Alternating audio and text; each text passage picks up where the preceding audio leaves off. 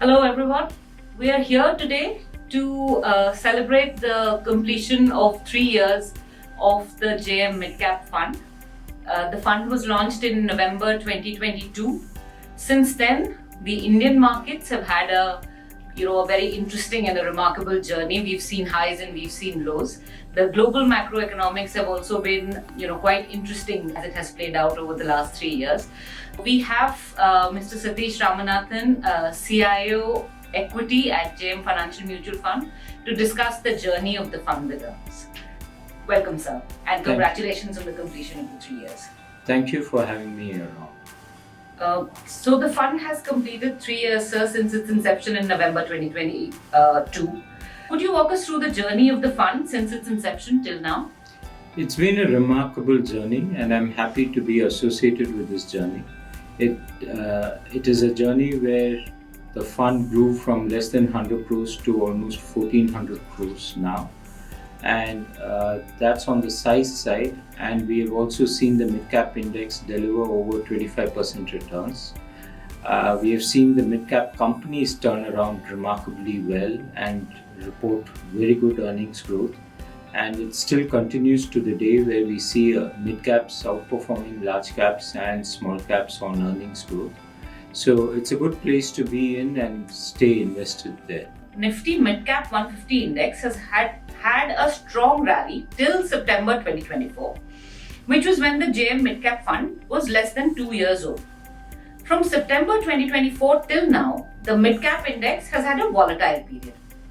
Would you please tell the audience how have you managed the fund in the first 2 years, and how has it been different, or how has there been a difference in the management style in the last 1 year? As a mid-cap fund, we are committed to keeping 65% of our funds into the mid-cap index, and at least 65% that is. And hence, we need to be aligned to that benchmark. We used to have a sector agnostic approach and a bottom-up approach in the first 2 years of our fund management style. And consequently, when liquidity has tightened a little bit, leading to volatility, we have moved towards the benchmark to be aligned on a sectoral allocation towards the benchmark. The stock picking has always, of course, been our strong point, and we continue to pick up the potential stock winners into the portfolio. Right, sir. It's an active list. AMFI defines the list of companies which are categorized as mid caps, and this changes at the end of June and December every year when the additions or deletions to the index is undertaken. Some mid cap companies get upgraded to become large caps, and some go down to become small caps.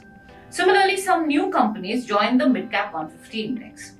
How do you manage this biannual revision to the index for your fund, as these constituents change the midcap allocations in your equity fund? We typically maintain about 67 to 68% of our funds in the midcap benchmark.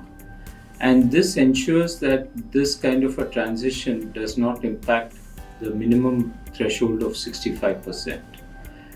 Further, the changes are always good for the benchmark because it means that there is a dynamic and vibrant list of stocks that we need to track, and the underperformers move to the small cap and the outperformers move to the large cap.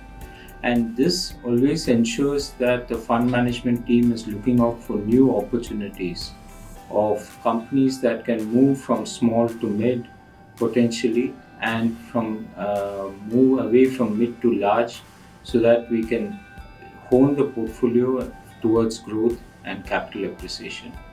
For instance, when a stock moves from small cap to mid cap, it typically gets re-rated significantly, and a significant portion of the alpha generation is in identifying these kind of companies as well.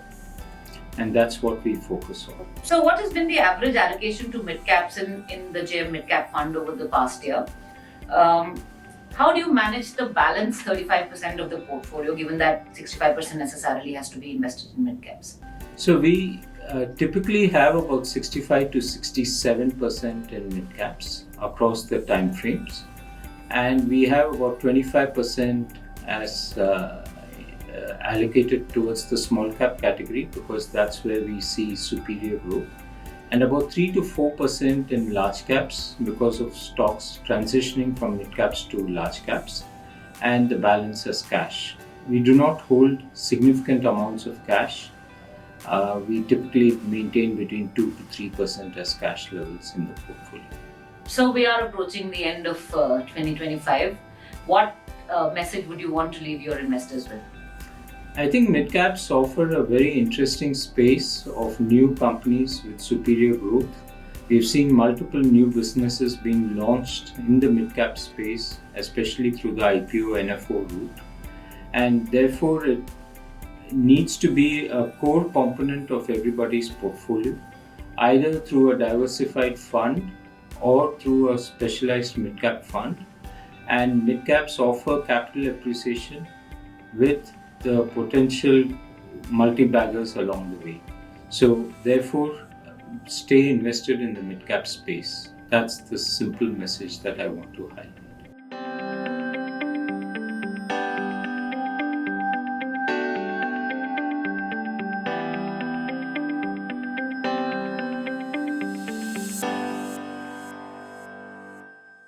Mutual fund investments are subject to market risks. Read all scheme-related documents carefully.